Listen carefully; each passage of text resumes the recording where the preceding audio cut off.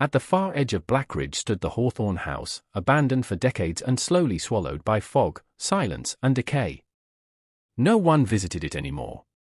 Locals avoided even looking at it, claiming strange lights still flickered behind its windows at night despite the building having no electricity for years. The rumors were treated as nonsense until Ethan Cole, a young delivery driver, vanished without a trace after his last known stop near the property. His abandoned truck was found just off the road, engine still warm, door hanging open, cargo untouched. Detective Mara Vance arrived expecting a standard missing person case, but the moment she stepped onto the property, everything felt wrong. The air was too still, the forest too quiet, as if the entire place had been cut off from the rest of the world. Inside the house, Mara, Officer Nolan Reed, and technician Lila Grant immediately found signs that shattered the idea of abandonment. Thick layers of dust covered every surface, yet fresh footprints crossed through it, clean and recent, moving deeper into the house as if someone had just passed through moments earlier. The rooms felt staged, like they were preserved rather than abandoned. In the dining room, they discovered a table covered in scattered photographs, but every single face had been deliberately scratched out, erased with violent precision. Even more disturbing, some of the photos were recent, taken in modern times, long after the house should have been empty. Their search led them to a massive bookcase pressed against the wall, slightly misaligned.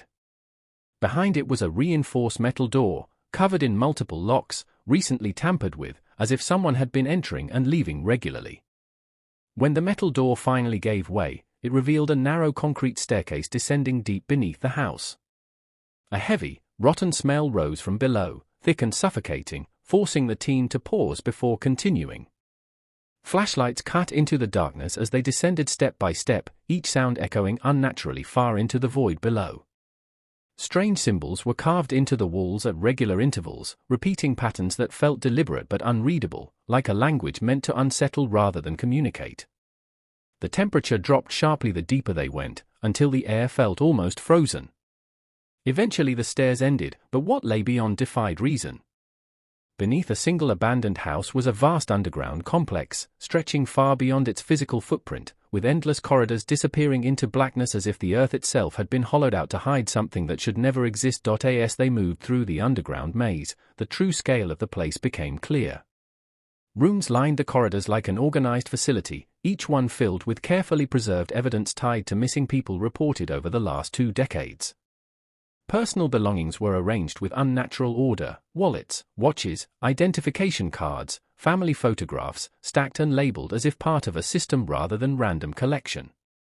In another chamber, shelves stretched across the walls, packed with hundreds of handwritten notebooks. Each page contained detailed surveillance records of Blackridge residents, daily routines, conversations, emotional reactions, movements through the town, even private habits observed without their knowledge. It wasn't random observation. It was long-term documentation. Whoever built this place hadn't just hidden underground. They had been studying life above it with patient, disturbing precision for years, possibly decades. Just as the investigation seemed to stabilize, the entire structure changed. The basement lights flickered violently, then shut off completely, plunging the corridors into absolute darkness.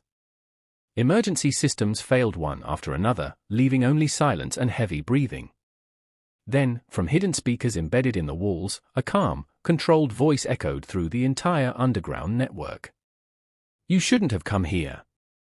The message repeated, overlapping from different directions, as if the structure itself was speaking. Moments later, slow footsteps echoed through the tunnels, steady, deliberate, and growing in number. Officers raised their weapons and moved carefully, scanning every corridor, but found nothing. Yet the footsteps continued, circling them, staying just beyond sight, suggesting something was moving through the maze without being seen. Following the sound deeper into the complex, Mara and her team discovered a surveillance chamber unlike anything in the known world. Every wall was covered in monitors displaying live footage of Blackridge streets, homes, shops, and private spaces, all watched in real time. The entire town was under constant observation.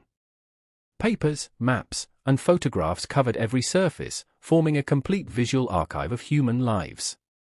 Mara froze when she saw Ethan Cole's image among the files, confirming he had been tracked long before his disappearance.